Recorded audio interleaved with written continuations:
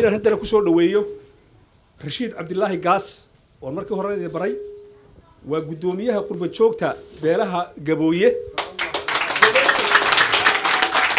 كسر دوو عبد الرشيد صعب.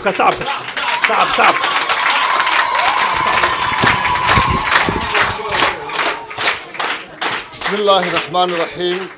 وبه نستعين أمور الدنيا والدين والصلاة والسلام على أشرف الأنبياء والمرسلين أما بعد لما وحن سلامية قدومية حسب قوعد مدن فيصل علي ورابع مرشحة مستقبل دلكينا جمهورية السومالان مدن جمال علي حسين walaalkay Saciid iyo dhammaan marti sharafka iyo saxaafadda meesha isugu timid haddaan dulucday hadalka u dhaadhaco waxaan u nimid meesha ururkan la yiraahdo ucid wuxuu sitaa aan baxambaarsan yahay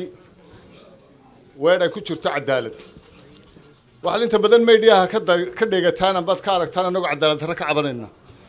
taasi waxay nagu dhiirigelisay inaan u soo digarrogno xisbigan teetalkiisu yahay inuu cadaalad iyo sinaan dadka ku hagi doono markii aan ogaanay taaniyan haddaanu nahay qurba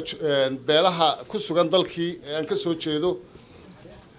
markii aan ogaanay xisbigii ucid inuu la baxay niyo ucid amba ucid cusub isbedelka ku yimid laajligii waxaan go'aansanay haddaanu qurba joognahay iyo haddaanu dalkii dadka ku sugan banahayba inaanu boqolkiiba 90 aanu ku soo biirno amba aanu siino codkayaga insha Allah ta'ala ururka daryeelka ururka ucid أنا waxaan deganahay dalka Holland waxaan ka yimid Fantersberg magaalo la yiraahdo oo xuduudda Jarmalka 3 saacadood baa soo socday waxay keenay waxa weeye waa ururka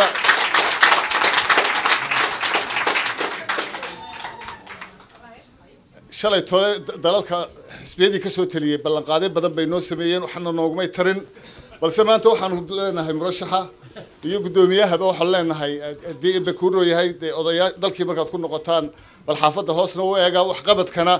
mudnaanta koobaad siiya waayo shalay xisbiga kulmiye wuxuu ku galay campaign-ka inuu wax badan bedelayo laakiin waxba ma bedelin bil xaqiiqatan marka maanta waxaan filaynaa xisbiga ucid inaanu xoog saarno waxaan halkan baaq uga dirayaa dhammaan qurba joogta beesha gabooye in ay rag iyo dumar dhalinyaro iyo caruur intuba inay isku tiirsamaan oo ay codkooda iyo taageeradooda la garab istaagaan xisbiga ucid waxaan baaq u dirayaa oo kale labada murashax ee golaha deegaanka ee xisbigu siiyay ee gobolka Togdheer magaalada Burco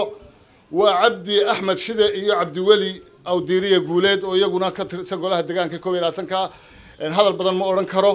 barasho wanaagsan dhamaantiin aad baad ku mahadsantihiin fiican ee